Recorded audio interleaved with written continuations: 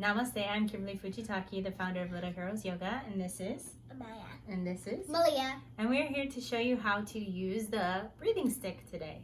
So we make breathing sticks in our Mindful Kids Yoga Crafting webinar, and now we're going to show you how to use it. So we're going to take the breathing stick in front, take a deep breath in through your nose, breathe through the circle like you're blowing bubbles or breathing through the middle of your breathing stick. Let's do it again.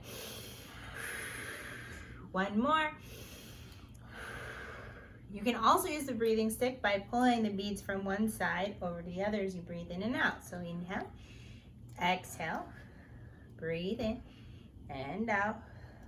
Inhale, exhale, inhale, exhale. One more and out. And you can take the beads back to the other side. Breathe in another 5 times if you'd like. And we're going to take one more time to breathe into our circle, blowing up those bubbles and breathing in, breathing out. Thank you for breathing with us with our Mindful Kids Yoga Crafting webinar and Little Heroes Yoga. Thank you for watching. Bye. Bye.